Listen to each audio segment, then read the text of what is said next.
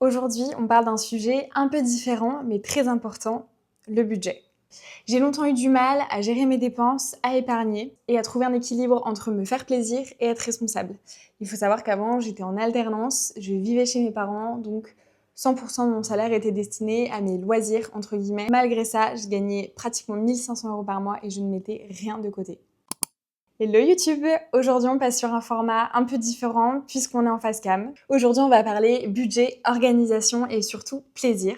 Parce que je vais vous montrer qu'on peut très bien gérer son argent sans forcément se sentir frustré. Dans cette vidéo je vais donc te partager toutes mes petites astuces et aussi te montrer comment est-ce que j'ai pu me réduire justement ce stress financier qui était très important chez moi. Parce que oui, gérer son argent, c'est aussi être beaucoup moins stressé au quotidien. Avant, j'étais un peu en mode autruche. Je regardais jamais mon compte en banque parce que je voulais pas affronter la réalité. Donc, j'utilisais ma carte, hop, Apple Pay, Apple Pay, Apple Pay. Je me rendais compte de rien. En fin de mois, j'étais quasiment à découvert et je faisais genre, oh, je comprends pas pourquoi. Le soir, j'avais du mal à m'endormir parce que je pensais à ça. Je me demandais, du coup, où était parti mon argent. Évidemment, depuis que j'ai appris à gérer mon budget, j'ai éliminé complètement cette source de stress. Donc, je suis beaucoup plus apaisée et détendue. Et surtout, je me sens plus libre en fait de faire ce qui me plaît et ça franchement c'est un luxe. Selon plusieurs études, vraiment les difficultés économiques c'est une des principales sources de stress, surtout chez les Français et dans notre société actuelle. Il est donc nécessaire de se prendre en main et d'améliorer votre gestion budgétaire pour améliorer aussi votre quotidien. Vous le verrez, il n'y a rien de compliqué, pas besoin d'être un trader ou un conseiller en gestion de patrimoine pour gérer votre budget, loin de là. Moi je ne suis d'ailleurs pas du tout une professionnelle du secteur et je tiens vraiment à appuyer là-dessus. Tout ce que je vous propose, ce sont vraiment des petits trucs et astuces que j'ai mis en place dans ma vie de tous les jours. C'est simplement un partage de petites choses qui m'ont aidé dans mon quotidien et qui ont permis de mettre un peu la main sur mon budget et que ce soit moi qui contrôle mon argent et pas mon argent qui me contrôle. Premièrement, la chose la plus importante, c'est de comprendre son rapport à l'argent. Donc comme je le disais dans l'introduction, il y a beaucoup de stress et de culpabilité financière. Il est vraiment essentiel d'essayer de comprendre justement ce qui déclenche ce stress financier. Est-ce que c'est votre situation qui est instable pour l'instant? Est-ce que c'est le fait que vous avez au final un train de vie qui est beaucoup plus élevé que vos revenus? Est-ce que c'est le fait que vous vous comparez tout le temps à Pierre-Paul Jacques parce qu'ils gagnent beaucoup plus ou parce qu'ils gagnent moins mais qu'ils arrivent à mieux gérer que vous, à se faire plus plaisir donc vous ne comprenez pas? Et aussi c'est hyper important un peu d'avoir cette gestion émotionnelle, d'être déjà bien dans sa peau, d'avoir un bon sommeil, une bonne alimentation, voilà, et le reste suivra, vous verrez, et vous serez beaucoup plus à même de gérer votre budget et de faire les choses correctement. Parce que pour le coup, quand on est stressé, on prend souvent de mauvaises décisions, et donc ça marche aussi pour les décisions financières. Donc, juste keep calme, ça va bien se passer. Et du coup, j'ai appris que vraiment, dormir correctement, manger, être beaucoup plus sereine, m'aidait quasiment autant que de faire mes petits tableaux Excel. Deuxième point, c'est de faire un état des lieux de vos finances, donc des revenus que vous avez et des dépenses qui y sont associées. Donc justement, ces petits tableaux Excel, parlons-en. C'est ultra important, c'est vraiment la base, c'est la fondation de votre prise en main budgétaire. Je vous mettrai des petits liens en description. Il y a une créatrice que j'aime énormément et qui fait donc des Google Sheets, donc c'est l'équivalent d'Excel. Ce ne sont absolument pas des liens affiliés, simplement un pur partage et parce que j'aime beaucoup son travail. Je vais donc vous montrer un petit peu comment je fonctionne. Tac, donc je vais passer mon petit iPad en mode paysage. Hop, donc par exemple je vais mettre sur un mois de décembre puisque c'est un mois qui est vide, donc ça vous permet de voir un petit peu l'interface. Le principe, donc, c'est d'avoir vos revenus. Donc ici, vous mettez donc toutes les choses qui rentrent sur votre compte. Vous avez ensuite une case pour tout ce qui est crédit et dette, une autre case pour l'épargne. Et ensuite, sur le tableau suivi des dépenses, vous mettez en fait chaque mouvement qu'il y a sur vos comptes en banque, donc chaque paiement par carte, chaque prélèvement, vous les mettez ici et vous pouvez donc les classer par plusieurs catégories. Ces différents classements de catégories vont vous permettre de faire votre technique de budget des 50, 30, 20. C'est une technique budgétaire qui est très connue et qui est très utilisée.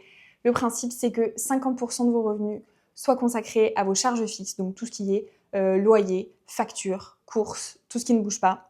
Ensuite, vous pouvez mettre 30% pour vos loisirs et donc ensuite vous avez 20% pour épargne/investissement. Donc j'ai conscience que 20% de notre revenu en épargne ou en investissement, c'est une somme qui est très conséquente, sachant qu'il y a énormément de personnes qui ont beaucoup plus que 50% de leur salaire en charge fixe. Donc après c'est des choses à adapter, vous pouvez peut-être mettre 60% dans vos charges fixes et garder que 10% pour de l'épargne investissement, ce qui est déjà très bien puisque 10% c'est toujours mieux que 0.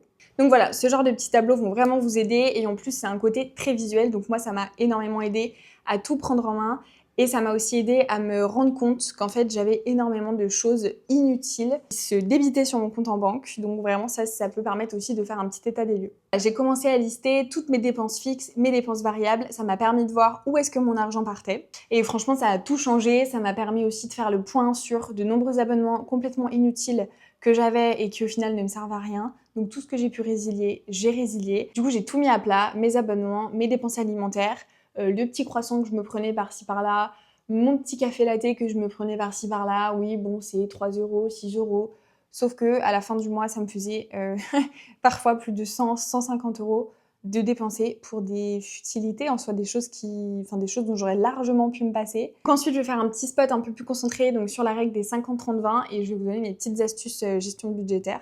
Donc comme je vous disais, je vais pas me répéter, mais les 50-30-20, 50% charges fixes, 30% loisirs, 20% épargne investissement. Ça peut vous permettre déjà de vous rendre compte un petit peu comment est-ce que sont divisées vos dépenses. Ça me permet de voir tout de suite si je dépasse ou pas les seuils et de me sentir coupable ou pas. Parce que si je me rends compte que j'ai 70% de mon salaire qui passe dans les loisirs, peut-être que voilà. Alors évidemment, nous n'avons pas tous la même situation.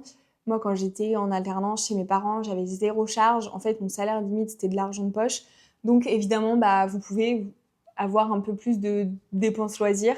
Après, voilà, tout dépend aussi de vos objectifs et des projets que vous avez. Justement, parlons des objectifs. Honnêtement, c'est essentiel. Il faut vraiment que vous ayez des objectifs concrets à atteindre. Je pense que voilà, l'être humain fonctionne comme ça. Il nous faut un petit truc de motivation. Là, j'ai besoin de mettre 600 € de côté pour payer mon billet d'avion pour aller je ne sais où, voir ma sœur à Montréal par exemple. Voilà, parce que ma sœur est à l'autre bout de l'Atlantique. Donc, ça peut être un très bon moyen de se motiver. Vous pouvez aussi peut-être vous dire, bon bah là, je mets de côté parce que j'ai besoin de m'acheter une voiture. Là, je mets de côté parce que j'ai envie de construire mon apport par exemple pour acheter ma résidence principale. Parce qu'en fait, si vous mettez de côté juste pour mettre de côté comme ça, hop, sur votre livret A, vous serez un peu plus tenté en fait de récupérer cet argent en disant bon, je l'ai mis là, mais en soi, si je le reprends, ça change rien. Mais en fait, si, parce que du coup, si vous le reprenez, ça retarde peut-être votre projet et ça vous fera réfléchir à 2 fois.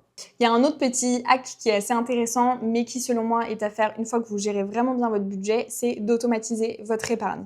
Le fait de faire ça, c'est qu'en fait, vous attendez d'avoir votre salaire, d'avoir toutes vos charges fixes qui sont débitées, donc souvent les prélèvements de tout ce qui est assurance, loyer, c'est en début de mois. Une fois que tout ça est débité, vous mettez la somme que vous voulez mettre de côté de façon automatique. Donc vous faites un versement automatique, par exemple le 10 du mois, sur votre livret, sur votre PEA, sur ce que vous voulez. Ça vous permet de même pas avoir à y penser, ça se fait automatiquement.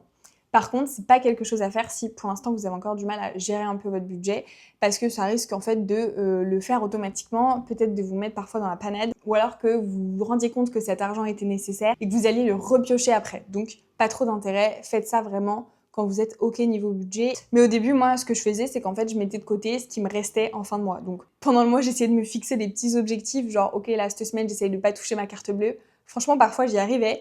Et c'est, voilà, essayez de vous fixer des petits challenges comme ça, franchement, c'est hyper cool.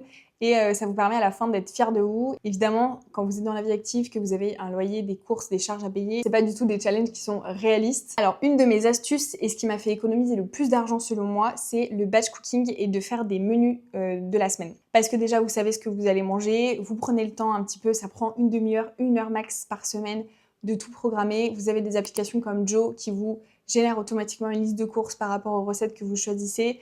Vous allez récupérer votre drive, ça prend 30 minutes, donc pas d'excuses. Vous avez une liste de courses et ça vous permet d'acheter que ce qu'il y a sur votre liste et de ne pas être tenté par votre paquet d'M&M's ou les glaces qui sont là-bas ou une pizza que vous avez vue. Comme je vous le disais, une de mes autres astuces, c'est vraiment de faire un tri dans vos abonnements. En fait, on ne se rend pas compte, on a l'impression qu'on n'en a pas tant que ça.